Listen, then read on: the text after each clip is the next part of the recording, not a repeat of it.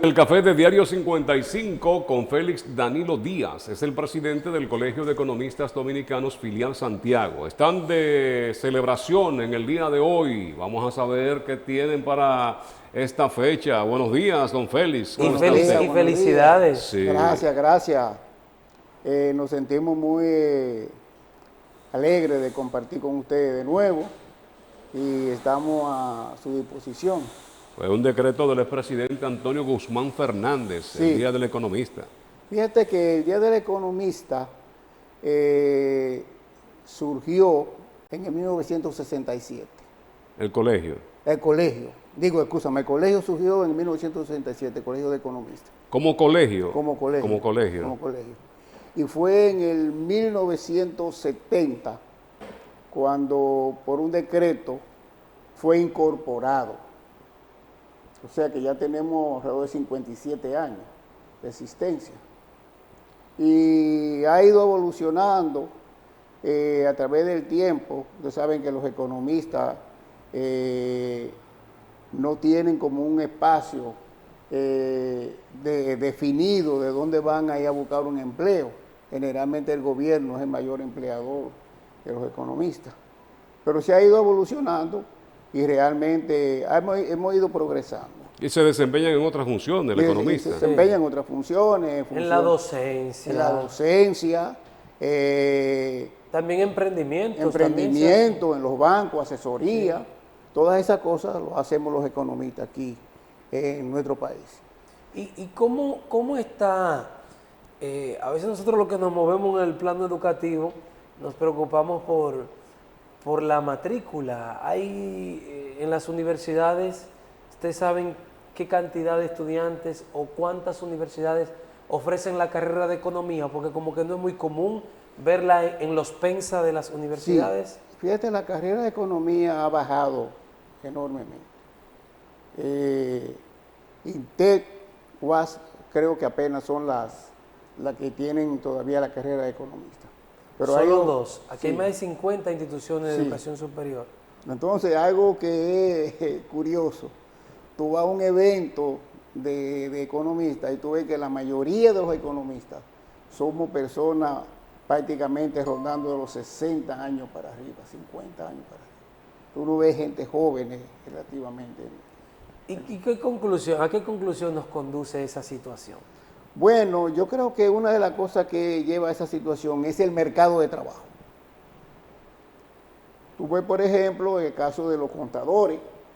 El contador tiene un mercado de trabajo bien definido, el mercadólogo, el administrador, pero parece ser que el asunto del economista ser un poco complejo, el mercado de trabajo, no ha tenido esa gran demanda. ¿Y no se podría unificar la formación de los economistas a otras áreas que tienen mayor salida laboral? Por ejemplo, que se logre tener una licenciatura en administración, mención economía, por ejemplo. Sí, mira, todas esas cosas son interesantes, pero ahora ustedes saben cómo funcionan las universidades. Fíjate, yo estaba viendo recientemente una encuesta que se hizo, una serie de jóvenes en los Estados Unidos, donde muchos jóvenes no quieren ya estudiar carrera larga, sino carreras cortas. ¿Esa es la tendencia? Esa es la tendencia. Entonces, fíjate que, ¿por qué? Porque ellos dicen que lo que se está enseñando en las universidades no está acorde con el mercado de trabajo. Y eso también nuestras universidades están así también. O sea que generalmente uno se pregunta qué está pasando generalmente, porque fíjate, cuando yo trabajaba en Infotec, cuando nosotros íbamos a crear una nueva carrera, lo primero que hacía éramos que nos juntábamos con los empresarios de esa área. ¿Qué están demandando? ¿Qué están demandando? ¿Cómo ellos quieren que se le forme el trabajador? Por ejemplo, yo dirigí un programa de enfermería, Pucamaima Infotec. Y lo primero que hicimos fue que nos juntamos con las clínicas de Santiago, con los dueños de la clínica de Santiago, para que ellos enviaran su técnico y nos plantearan a nosotros ¿qué formación debería tener, por ejemplo, la enfermera? Que en ese caso, la enfermera. Oye, eso fue un éxito aquí en Santiago, fue un boom, todavía eso sigue. ¿Por qué? Porque realmente es usted el que demanda el mercado de trabajo, el trabajador, es el que sabe qué es lo que quiere que se le enseñe a esa persona. Por eso tenemos un Ministerio de Economía y Planificación. Planificación. Mire, Que hay una muchos cosa. economistas que también entran en el mundo, bueno, que se consigue buen dinero por esto de la tensión que crea en el mercado, que son los encuestadores, las encuestadores, empresas que los- son ahora, economistas básicamente sí. en su mayoría. Los emprendedores, generalmente, muchos emprendedores. Entonces, fíjate que la carrera de economía tiene un significado muy especial, porque si tú defines el concepto de economía, la ciencia que trata de satisfacer las necesidades humanas a través de los recursos escasos, esa es una definición tradicional de economía. ¿Por qué? Porque se estudia la oferta y la demanda del mercado. ¿Qué quiere el mercado hoy? ¿Y qué querrá el mercado dentro de un periodo de tiempo futuro? Félix, ¿van a desaparecer los economistas? No, yo entiendo que no. Yo entiendo que lo que se debe hacer fue lo que tú sugerías ahorita. Que se reforme la carrera y se integre. Porque yo decía en estos días, pero debiera haber un cúmulo en las carreras donde se estudie, por ejemplo, 3 años, conocimiento básico, administración, contabilidad, mercadeo, y que luego ya en el 4º año la gente vaya a una especialidad. La mención, como La decimos, mención, tal claro, cosa. la mención, pero no tener un muchacho hoy, como todavía lo tenemos, con 4 y 5 años estudiando una licenciatura, que ya cuando salen de ahí tienen prácticamente casi la mitad de los 20 años. Tú sabes que los 20 años es un periodo donde el joven emprende, busca, tiene una serie de iniciativas, de perspectivas hacia dónde debe ir su futuro. Quizás tenga la suerte de Francera Hatton, que es economista y está en el Claro. Ministerio de Medio Ambiente. Claro, Sahara Hatun fue presidente del Colegio de Economistas. Sí. ¿Cómo está dividido el colegio de periodistas por seccionales? De economistas. De economistas por seccionales. Por seccionales. Una dirección central en Santo Domingo, entonces tenemos seccionales. En cada provincia hay una seccional. En cada provincia, generalmente aquí en el Cibao, la que más funcionaba es la de Santiago, porque es donde estamos la mayor parte de los economistas. Hay una en Moca, otra en Puerto Plata, que es donde aparecen más economistas. ¿Y cuántos miembros tiene la seccional de aquí? La seccional de aquí, no tengo el dato preciso, ahora mismo no lo tengo, porque estamos haciendo un levantamiento para investigar cuántos economistas hay realmente activos en la seccional. Los colegios reciben beneficio del Estado, los abogados con los sellos y los economistas, ¿por dónde? Bueno, nosotros, el Colegio de Economistas no ha tenido ese privilegio de muchos de esos beneficios, pero sí se le hacen algunos aportes al gobierno, nosotros pagamos una cuota anual para el colegio, pero no tenemos como esa entrada como lo tienen los contadores, porque la ley no nos protege, no nos ha protegido en ese caso. O sea, no hemos logrado un avance para tener los privilegios que tiene el Colegio de Abogados, la Asociación Médica, todos esos gremios en el país. ¿Requiere entonces de una modificación la ley que crea el colegio o fue un decreto? Sí, se está hablando de que también el economista tenga el S4, como lo tiene el contable. El economista no tiene S4. ¿Me entiendes? Entonces eso nos limita a la carrera. Muy bien. Mire, tenemos que hablar de temas diversos, nosotros que tienen que ver con la economía. Hay un tema ahí que es de atención de todo el país. Ahora se está hablando de un proyecto de reforma fiscal. Sí, eso me gustaría tocarlo, pero antes, si usted me permite, me gustaría hablar de nuestras actividades. Sí. Con motivo del día, ¿verdad? Claro, sí. Adelante. Fíjense que en un decreto emitido en el 1981 por el entonces presidente Antonio Guzmán, el 14 de julio de 1981, se estableció el Día del Economista. Y le decía ahorita, el colegio tiene alrededor de 57 años y hemos ido evolucionando con altas y bajas, pero nos mantenemos. Entonces todo eso hace que un día como hoy se celebre el Día del Economista. Nosotros aquí en Santiago hemos planificado una serie de actividades. Por ejemplo, uno venía a la televisión. Vamos a tener hoy una conferencia sobre una reforma fiscal integral con el doctor Agustín González, viceministro de Planificación y Economía. Eso va a ser a las 7 de la noche, así que invitamos a las personas que quieran ir. Es abierto. ¿Dónde será? En Utesacó. Okay. Eso en la Plaza Alejo. Sí, ahí. Sí, frente a la puerta en 2 de Estrella Ucamán. Sadalasi. Sí, ahí va a ser a las 7 de la noche. Al lado de la bomba, Sí, al lado de la bomba. Ahí está el local de Utesacó y ahí vamos a ofrecer esa conferencia, una conferencia abierta. Luego, el sábado, vamos a tener una especie de compartimiento con los colegas para ver si logramos integrar más, porque no hay como esa, ¿cómo te digo? Como esa inclinación a que los economistas nos juntemos y todo ese tipo de cosas. Uno tiene que vivir, tú oye, inventando cosas para ver si se pueden juntar. Pero estamos trabajando con eso. Estamos trabajando con eso, con la perspectiva de ver si fortalecemos el Codeco en Santiago.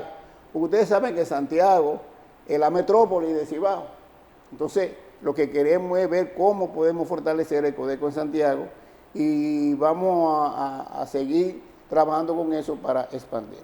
Si hay un economista que nos está viendo y quiere acercarse al colegio, ¿qué debe hacer?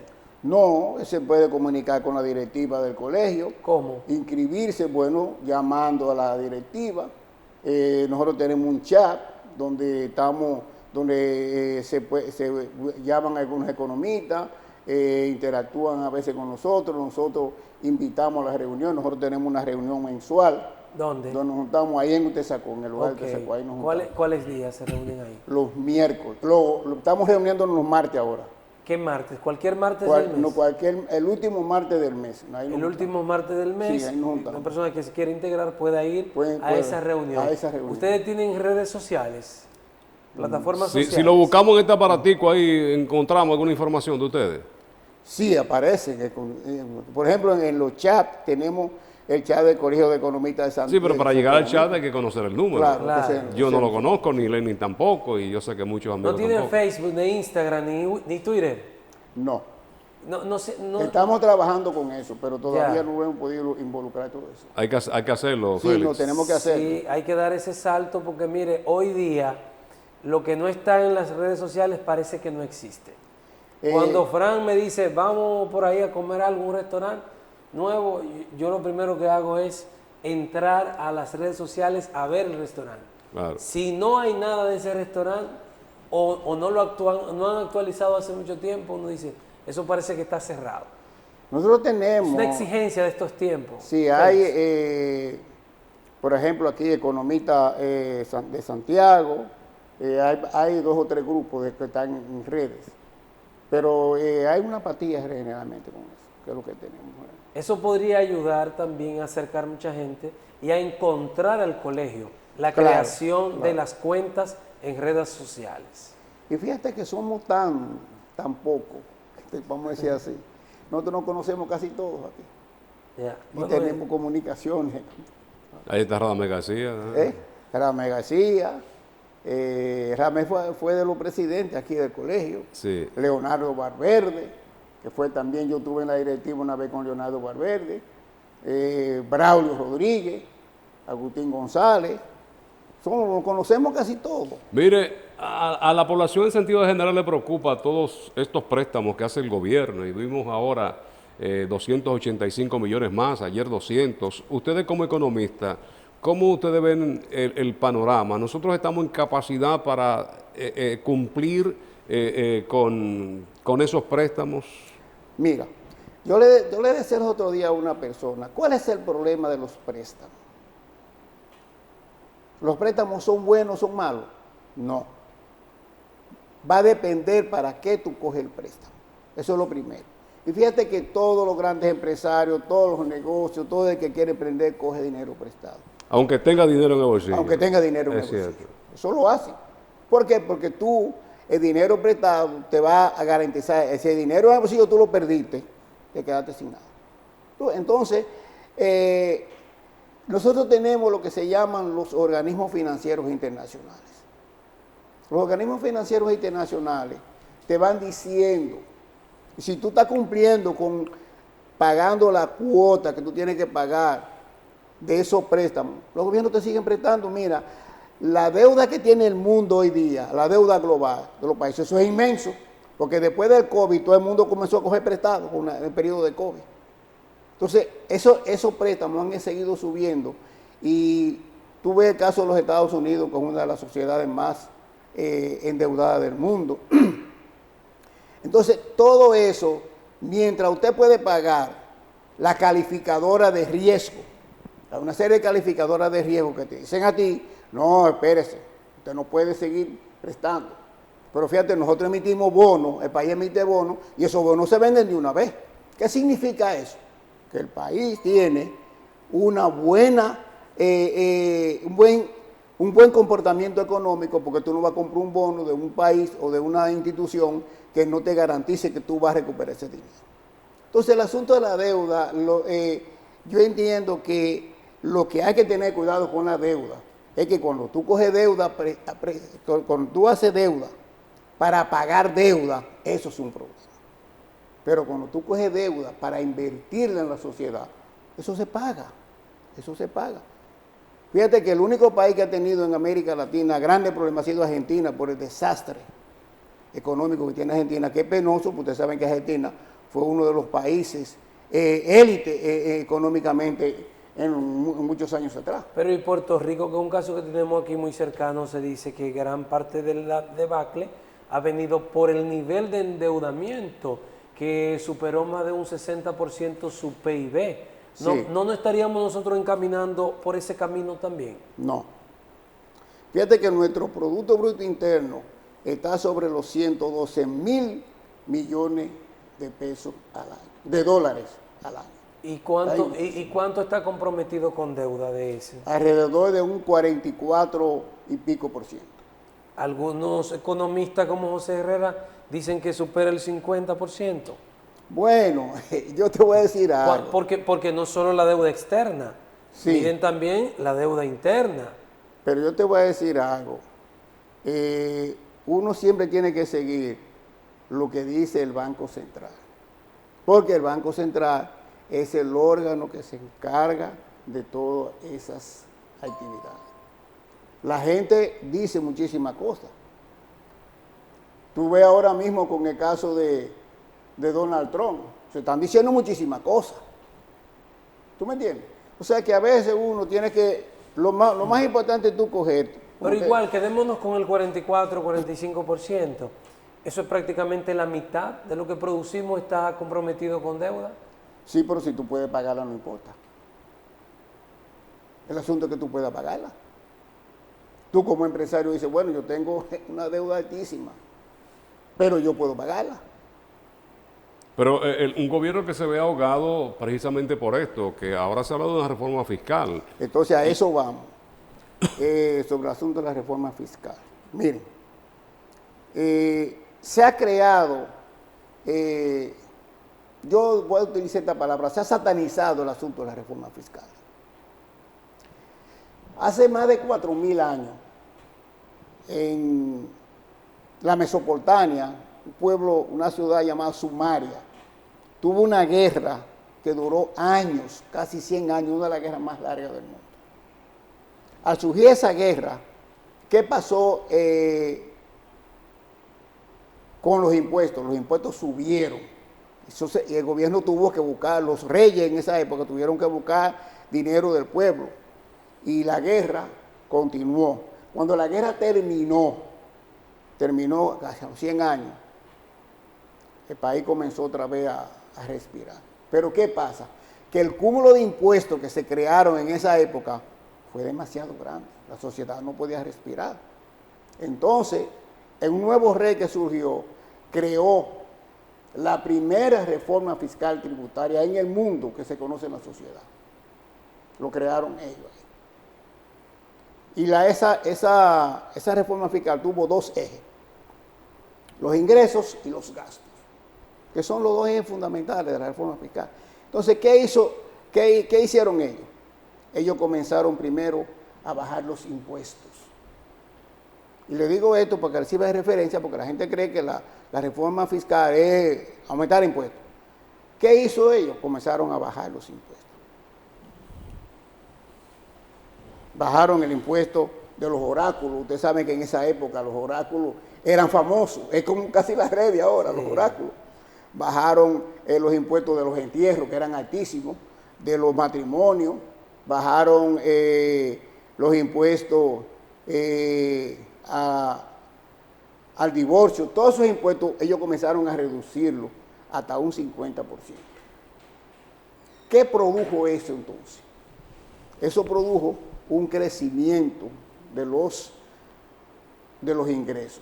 ¿Por qué? Porque ya entonces la gente podía pagar más los impuestos. Luego surgió el otro eje, los gastos. Para ellos poder lograr que se pagaran todos sus impuestos, tenían un ejército de recaudadores. ¿Qué hicieron ellos? Que comenzaron a eliminar todo ese ejército de recaudadores. Comenzaron a ajustar el gobierno, comenzaron a disminuir las instituciones. Eso fue de la medida que ellos tomaron. Comenzaron a hacer acuerdos para la deuda, para pagar la deuda. Todas esas cosas se hicieron para que el país pudiera respirar y tuviera entonces los recursos para mejorar la economía. Usted tiene que explicarnos cómo se aplica eso al día de hoy, pero para eso vamos a brindarle primero café. Gracias. Vamos a recibir a Xiomara Fernández con Café Santo Domingo. Lo mejor de lo nuestro, Café Santo Domingo, en esta presentación el tapa roja Gracias. y verde. El café tradicional es el rojo y el descafeinado es el tapa verde. Café Santo Domingo, lo mejor de lo nuestro. ¿Cómo aplicamos eso a la realidad de hoy?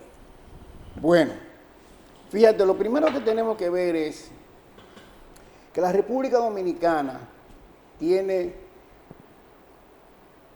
una trampa, diríamos así, por ejemplo, con lo que se llama la presión tributaria. Nosotros tenemos una presión tributaria que desde la era de Trujillo ha rondado de 13 al 15%. ¿Qué es la presión tributaria? Los impuestos que paga la sociedad. Entonces, esa presión tributaria en América Latina es de un 21%. Y nosotros la tenemos apenas En 18. no, está en un 15 por ahí por Un ciento. 15. ¿Cómo un 15? Ah, bueno, si ¿Cómo un sumamos aquello que no tienen impuestos, aquellos productos, Sí, ¿o cómo todo. se suma? ¿Cómo se presión- calcula? Sí, la presión tributaria. Se calcula en base a los impuestos que paga la sociedad. ¿Cuánto paga cada ciudadano? Porque uno piensa que es el 18% que uno paga No, pero usted me está hablando del ITEVIS. del ITEVIS. Sí, pero el ITEVIS no es solamente la presión tributaria. Ya. La presión El impuesto tributaria sobre la renta. Tiene que ver todos los impuestos. todos Mira, los impuestos. Ok. nosotros tenemos, por ejemplo, cuatro impuestos que son famosos. El ITEVIS es un impuesto, es el líder de los impuestos. A los bienes industrializados, ¿ah? Sí. Bienes y servicios. Y servicios, y servicios. Luego sigue el impuesto sobre la renta, el impuesto a los hidrocarburos, el impuesto selectivo al consumo. Todos esos impuestos están ahí. ¿Cuál los es el aranceles, selectivo al consumo? ¿Cuál es ese? lo que se paga en la bebida, alcohol y todo ese tipo de Ah, cosas. sí, sí. Es selectivo, ¿eh? Sí, ese impuesto selectivo que es Y, selectivo. y está el de las telecomunicaciones, Claro. que es un 10. Sí, es fuerte el impuesto ese.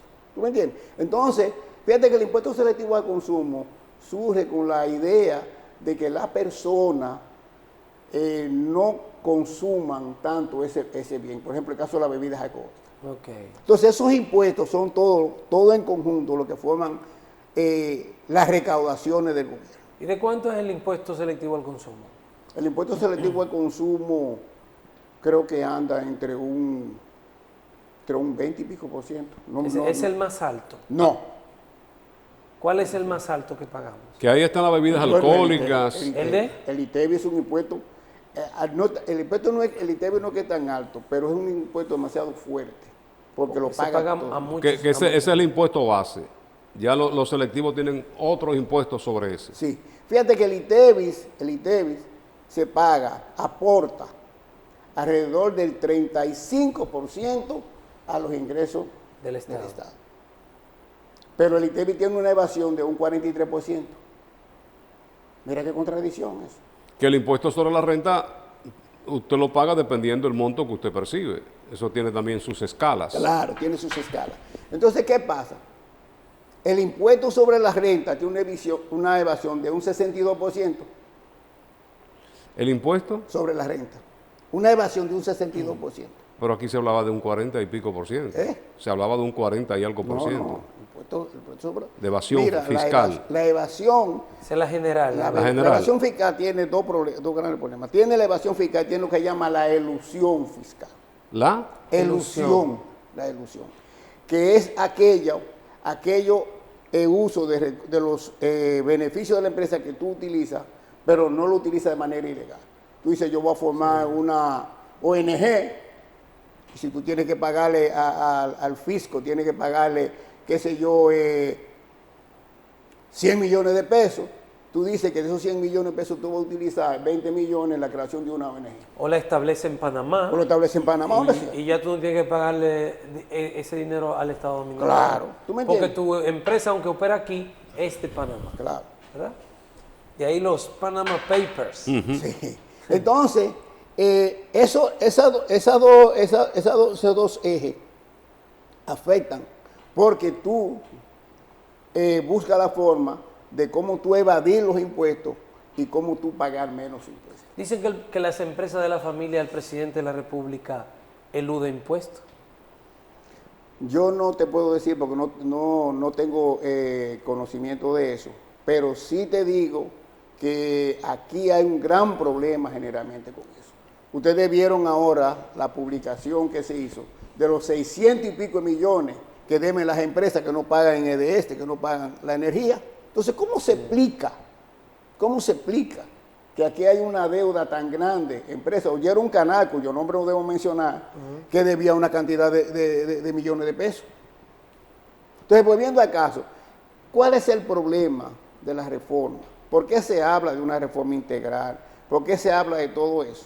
Porque realmente en las reformas, como yo le decía, se han satanizado. Y la gente piensa inmediatamente, ¿qué pasa? Ustedes vieron el caso que pasó con Colombia, con Petro, cuando la reforma que tuvo que echar para atrás, el caso de Kenia también ahora, no hace mucho. ¿Por qué? Porque la tradición que se tiene de aumentar los impuestos. Y eso es un problema para la sociedad. Entonces, fíjate, si el gobierno puede reducir la evasión, manejar la elusión, tratar de las facilidades que le dan a las empresas, las exoneraciones, todas esas cosas, el gobierno puede recaudar una buena cantidad de dinero. Entonces, todas esas medidas, por eso se está hablando de que se tomen en cuenta todas esas cosas para poder bajar esa presión que tiene la sociedad y que el gobierno tenga los recursos para poderlo invertir. ¿Usted recomienda una reducción de los impuestos? ¿Usted entiende que eso ayudaría a que más gente pague? Sí, yo te voy a explicar algo. Nosotros, la reforma fiscal tiene que ser progresiva. ¿Qué es la progresividad? Nosotros tenemos lo que se llaman impuestos progresivos, impuestos regresivos. Los impuestos progresivos son aquellos que paga la sociedad en función de lo que tú recibes. Pero el impuesto regresivo no toma en cuenta eso. Alrededor del 60% de las recaudaciones del gobierno lo pagamos nosotros, la clase media, para abajo, los impuestos regresivos. Entonces el gobierno tiene que trabajar con eso. Se está hablando de que realmente el ITEVI debe analizarse.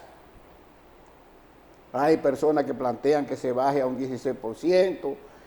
Yo entiendo que se debe reducir a un 16%, pero que no se amplíe la base del ITEVI, porque es ahí donde está el problema. De otros productos que hoy no Sí, están de otro exentos. producto. O sea, fíjate que hay una serie de productos que se venden en el mercado que tú no pagas el ITEVI. Tú sabes que el ITEVI tiene dos ejes, 18 y 16%. Entonces, si se baja el ITEVI, no cometemos el error de aumentar la canasta básica, los productos de la canasta básica que no pagan ITEVI, porque entonces no estamos haciendo nada. Aquí tenemos que tener cuidado con eso, con la educación, la salud. Yo le decía a alguien, también incluso con el Internet se ha convertido en una necesidad para la población. Tú sabes los problemas que tú resuelves, así como estamos nosotros sentados aquí, con un buen Internet. Entonces, el gobierno tiene que tener cuidado con eso, porque eso puede crear serios problemas. Félix, tenemos que ir a un corte. Sí, Vamos ok. a seguir hablando de este tema de la reforma, que está bastante interesante, y muchos otros en este día del economista. Vamos a la pausa y cuando retornemos continuaremos con más aquí en el café de Diario 55.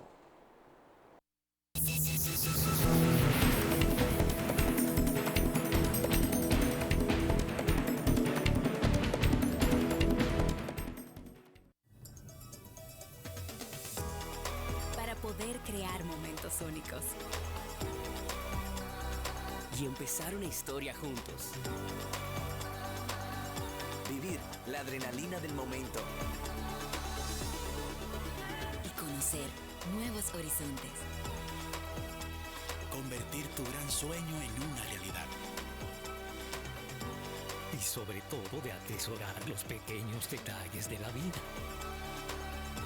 Tu vida se trata de momentos, la nuestra de que los puedas aprovechar. Banco Popular, a tu lado siempre. 3 de las zonas cafetaleras más fértiles del país dan origen a 3 cosechas especiales que hoy brindamos con todos los dominicanos. Desde Barahona nos llega el café Perla Roja, con aroma a caramelo y notas de roja fruta tropical. Rancho Arriba nos brinda el café Suardí, con aroma a chocolate, nueces, especias y tonos florales. Y desde nuestra cordillera central, el café Gran Sierra, con perfumado aroma y notas afrutadas. Con el nuevo café Santo Domingo Gran Origen y sus variedades Perla Roja, Suardí y Gran Sierra, estamos orgullosos de continuar llevando a los hogares dominicanos lo mejor de lo nuestro. 55 noticias, 55 alegrías, 55 deportes, 55 para arriba, 55 en el barrio, 55 en la calle, 55 en la esquina, 55 en toda parte, 55. No. Ahí se ve. Llegó la fibra de Win, llegó la ¿Y fibra, ahora? siempre conectado con internet prepago. Llegó la fibra de Win, llegó la fibra, siempre conectado con internet prepago. Llegó la fibra Win, llegó la fibra Win. Por todos los lados, siempre yo estoy conectado. Llegó la fibra Win, llegó la fibra Win. Por todos los lados, internet por todos los lados. Llegó la fibra Win, llegó la fibra Win. Por todos los lados, siempre yo estoy conectado. Conecta tu hogar a toda velocidad con el internet fibra óptica de Win.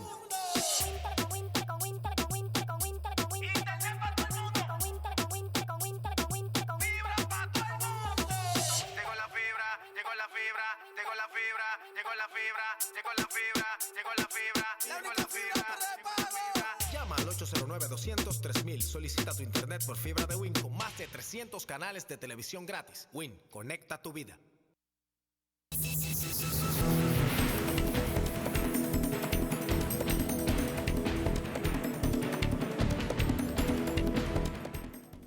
Continuamos con Diario 55 y este espacio que es el café de Diario 55. Félix Danilo Díaz está con nosotros hoy, es el presidente del Colegio de Economistas Dominicano, filial Santiago, hoy en su día del economista.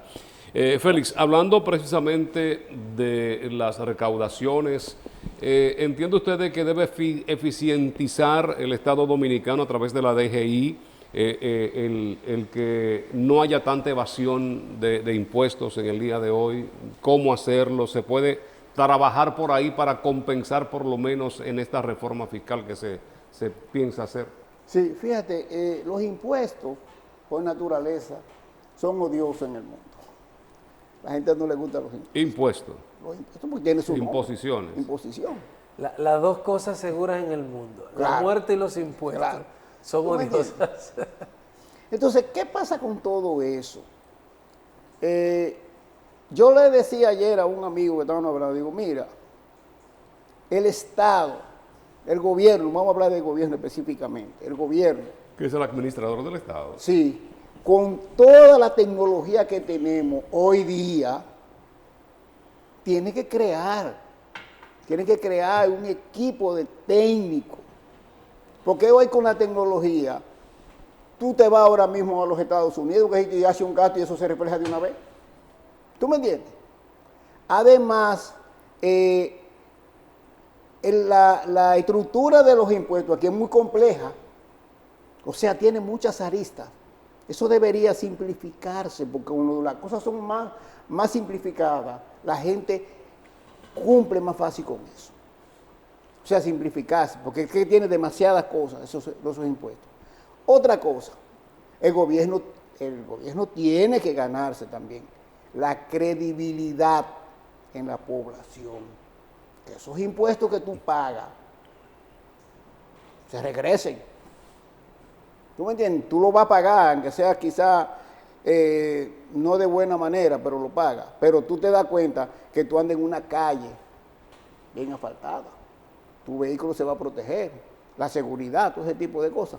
Entonces, el gobierno tiene que tratar de ver cómo se crea una plataforma, diría yo, digital, que controle al máximo las operaciones de las empresas.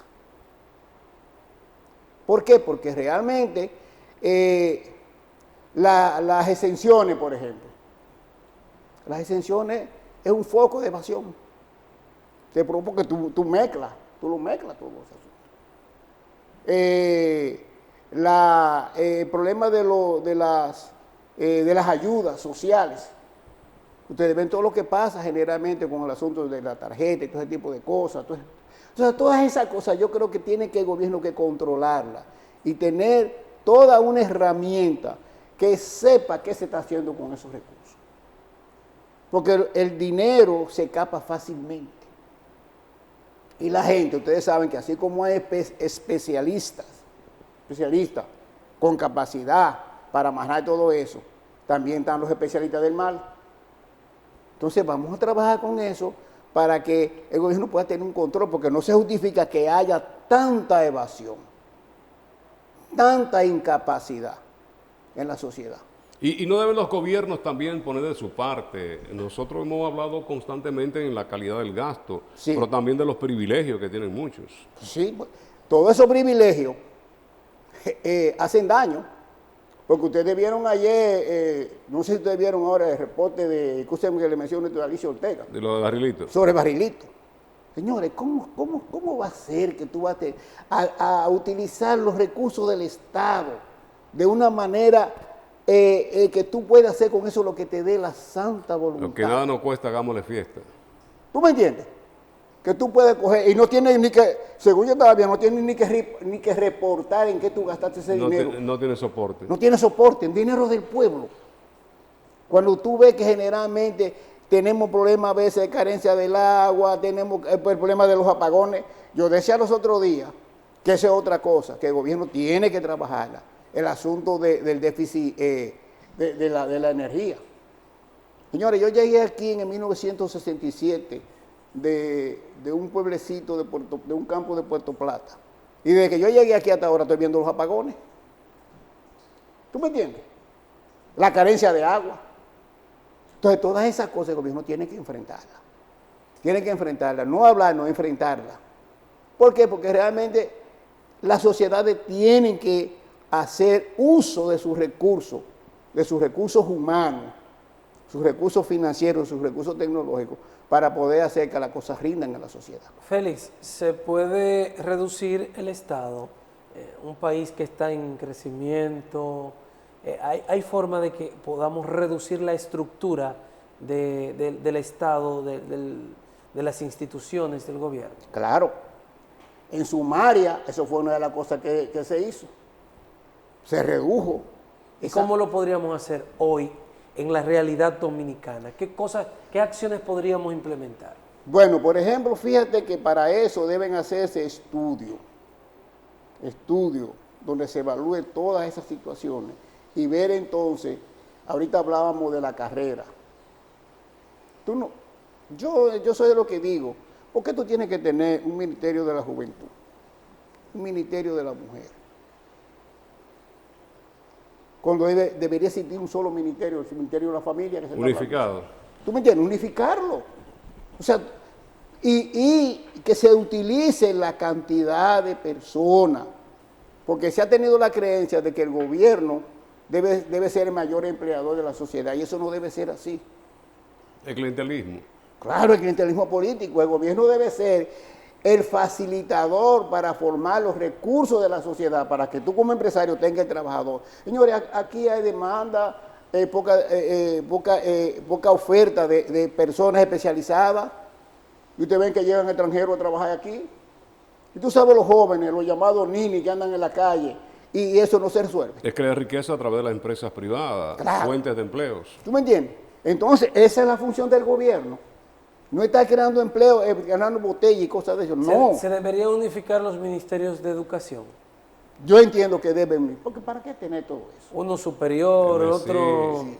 Fíjate, el gobierno tiene, el Estado Dominicano tiene 3 ejes de la educación. El Infotec, Ministerio de Educación y la Educación Superior.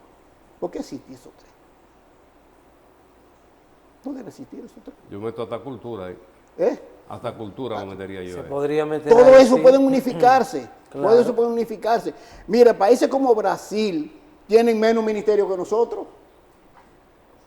Otra cosa, señores, la creación de provincias, nuevos municipios. Señores, Argentina creo que son 18 provincias que tiene. 190 diputados tenemos nosotros, 18 en la 190 provincia. diputados, dos bloques que debería ser un unicameral. Unicameral. ¿Tú me entiendes? Y tú sabes lo que se gasta con toda esa gente. ¿Y por qué unicameral? ¿Por qué unicameral? Hay muchísimos países que tienen unicameral. Pero digamos que los modelos hacia donde nosotros miramos, por ejemplo, Estados Unidos, que es el más cerca, tiene la Cámara de Representantes y los senadores. Tiene senadores, sí. Pero es necesario, la otra cosa yo digo, es necesario tener 2. Parece que a la democracia le es útil. Digo yo, parece. Mira, se ha ido planteando, no sé si ustedes han visto por ahí, el asunto del declive de las democracias. La democracia tiene que revisarse, porque realmente la democracia no anda bien en el mundo. No anda bien en el mundo. Se tiene que revisarse. Yo soy de lo que digo que la época de que las cosas duren tanto tiempo para analizarse, eso pasó de moda. El Estado debe revisarse. Dice Juan Ariel Jiménez que el anticipo ya pasó su ciclo. ¿Usted entiende que sí? Sí, no, el anticipo es un impuesto odioso. Es un impuesto odioso porque no tiene razón de ser. Está injusto. Es injusto. Tú vas a pagar aquello por lo que no has vendido. Por lo que no ha vendido. Además, eso decapitaliza a los pequeños empresarios. ¿Tú me entiendes?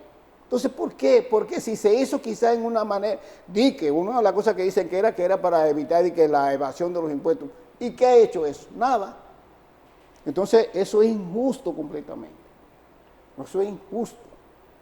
Entonces, la estructura del sistema fiscal de República Dominicana, por eso se habla de una reforma integral, donde todos los actores, por ejemplo, los impuestos directos, el gobierno debe trabajar con eso. Si el gobierno ahora mismo hace así, coge, por ejemplo, yo vivo en la zona de Villa Olga, ahí en el reparto Coquete, el gobierno llega ahora mismo y transforma ese sector, inversiones, la calle, las aceras, todo lo prepara, la calzada, todo, lo pone bonito. ¿Cuánto usted paga la casa suya? Puede pagar más. ¿Por qué?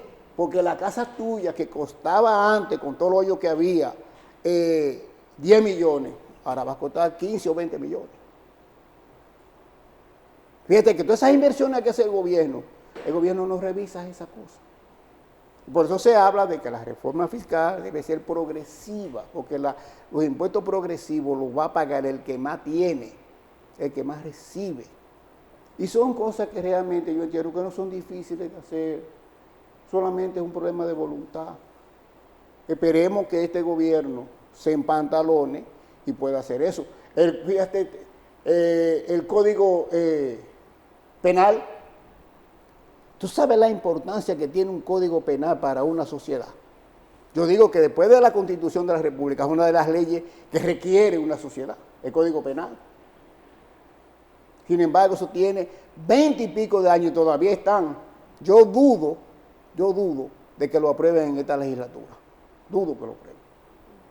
¿Tú me entiendes? Entonces, todas esas cosas, mi apreciado compañero, hay que mejorarlas. Para que cuando tú vayas a pagar el teléfono y tú ves que te cobran el ITEVI, el impuesto selectivo, y tú te digas, no, yo me siento bien porque se está cumpliendo con esto. Félix, moviéndonos de línea temática, ya no deja esta amplitud de usted sobre el código, la reforma fiscal. Quisiera aprovechar, ya que tienen una actividad de ustedes en un TESACOP, ¿qué piensa usted de la economía solidaria? ¿Cómo aporta a las sociedades? Sí, aporta a la sociedad, pero tiene que ser realmente bien implementada, porque eso es una de las cosas que tenemos, que las cosas se hacen y no se le da el seguimiento. Aquí hay quejas porque se dice que están operando como bancos las cooperativas. Bueno. Aunque no están reguladas como tal. Aunque no están reguladas como tal, pero ¿qué es lo que pasa con el asunto? Por ejemplo, el caso que tú mencionas, las cooperativas. Las cooperativas han jugado un rol muy importante en las sociedades porque son instituciones financieras no monetarias. O sea, entonces, ¿qué es lo que pasa con la cooperativa? Que las cooperativas son una entidad que te permite a ti resolver muchos problemas. Tú, por ejemplo, tienes 100 mil pesos ahorrados en una cooperativa. Tú tienes esos 100 mil pesos. Y si tú vas y coges 50 mil pesos de esos 100 mil pesos, tú te estás cogiendo prestado tú mismo. Te estás cogiendo prestado tú mismo. Si tú no pasas de ahí, tú estás cogiendo prestado tú mismo. Entonces eso hace de que tú tengas más facilidades. Porque realmente los bancos son muy rígidos con el asunto de los... En este momento da la impresión de que conviene tomar prestado en ciertos bancos que en algunas cooperativas. En algunas cooperativas. ¿Qué podría estar pasando con eso? Volviendo a lo que te decía ahorita. La ley de las cooperativas hay que revisarla. Fíjate que yo he utilizado mucho la palabra revisar, porque es que todo eso se ha dejado así. Tú sabes el caso de Coherrera. Sí. ¿Qué pasó con Coherrera? No, pregúntele a los Rosarios. Ay, hermano Rosario. ¿Tú me entiendes? Mire, usted al inicio de la intervención hoy decía que usted nos recomendaba que el Estado tomara prestado para pagar préstamos. No. Eso se aplica también en la economía personal. Se está usando mucho esto de hacer un consolidado de deudas. Y se toma un préstamo grande para pagar una serie de préstamos. Lo que se llaman reenganche. Bueno, en este caso no sería un reenganche, sino que una persona que le debe a este y a aquel, toma un préstamo mayor para solo deberle a una institución y le paga a todos los demás. Lo que llaman un consolidado. Un consolidado. Pero se hace un préstamo grande para pagar un sinnúmero de deudas pequeñas que se tienen. Eso es correcto. Ahí se aplica. Claro, yo lo entiendo correcto. Porque ¿Y no podríamos aplicar eso también al Estado? El Estado podría aplicarse. El Estado podría aplicarse. Fíjate que generalmente los estados, por ejemplo, en los sistemas financieros, uno de las actividades que más ha crecido es la emisión de los bonos. Ahora la pregunta es, ¿qué le sale más barato al Estado? ¿Emitir bonos o cogerle al Banco Interamericano de Desarrollo o al Banco Mundial? Díganos usted, ¿qué sabe de eso? Le es más barato cogerle al Banco Mundial que al Banco Interamericano de Los Desarrollo. intereses son menos o más Son blandos. menos, Más blandos. son más blandos, pero tú tienes que presentar para que tú utilizar ese dinero. Entonces, los bonos se emiten para no tener que dar cuenta. No, que tú compras un bono, por ejemplo, soberano de los Estados Unidos y tú no tienes que ver en qué va a utilizar el gobierno eso. Por eso los bonos han crecido tanto en el mundo. Y el que compra el bono, ¿qué es lo que recibe a cambio? Recibe unos intereses y el monto después. Por ejemplo, tú coges un bono de 1 millón de pesos, tú te vas a pagar, si la tasa es de un 7 o un 8%, te van a estar pagando, si es por 5 años, te van a estar pagando durante esos 5 años ese 6 o ese 7%, y al final te devuelven tu dinero. ¿Tú me entiendes? Los bonos, fíjate, los bonos del Estado es una inversión segura. ¿Y los bonos los puede comprar cualquier persona o tienen que ser instituciones específicas? Una persona que quiera comprar. ¿Y hay algún organismo internacional que avale esos bonos? ¿Hay? ¿Algún organismo internacional que lo avale? Que diga, sí, usted puede... La calificadora de riesgo, que se mencionó ahorita, Sí. son las más llamadas a eso. Si República Dominicana emite, por ejemplo, 1.000 millones de dólares en bonos, lo primero que tú vas a ver es cuál es la calificación que le da Standard & Poor's, por ejemplo. Ya. Esa calificadora, ¿qué te dice esa calificadora? Entonces, fíjate que los bonos aquí se vendieron de una vez. Se venden de una vez, ¿por qué? Porque República Dominicana está cumpliendo con el pago de la deuda. República Dominicana ahora mismo tiene alrededor de un 17% de pagar interés en este periodo presupuestario de la deuda, 17%. ¿Cuánto te le debe? ¿Cuánto te le debe? ¿Yo? Sí. ¿A quién? Cada dominicano. De los préstamos. ¿Cuánto debemos? Dominicano está comprometido. Desde que nacemos ya estamos comprometidos. Sí, eso es un dicho, pero realmente yo te pregunto, el gobierno tiene un presupuesto de 1.500.000 millones de pesos, el presupuesto de este año. Ahora la pregunta es, ¿ese dinero da para darle el bienestar a la sociedad? ¿Tú me entiendes? Entonces, el problema que pasa con todo eso es que, te vuelvo y le digo, hay que eficientizar el gasto público. Fíjense que el gobierno tiene lo que se llama gasto corriente y gasto de capital. El gasto de capital anda alrededor del 85% de los recursos del presupuesto. Y el gasto corriente anda en corriente, que se va en nómina y eso. 85%. Y el gasto de capital anda entre un 12 y un 15%. O sea, gracias, Félix. Felicidades en este día y que puedan celebrar hoy. Están invitados Muchas a la gracias. conferencia. Hoy a las 7. A las 7. ¿Quién va a dictar la conferencia? Agustín González. Ah, ¿verdad? Agustín González, Sí. nuestro amigo. Él es viceministro de Planificación. Es así. Agustín González es un técnico. Sí, Amigo de esta casa. Sí. Saludos para él. Tenía programa una vez aquí. Y para su esposa Marcia, que también. Gracias. No.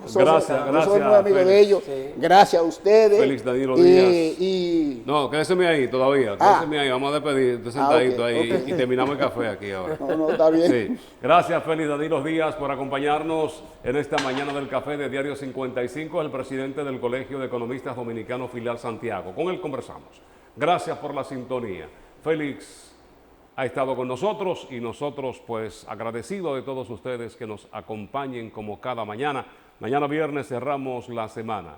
En nombre de Lenis Tejada Betancourt, Adalberto de León en la producción general, Fran Rodríguez y el equipo de la mañana del 55, agradecemos pues que hayan estado pues en sintonía como siempre.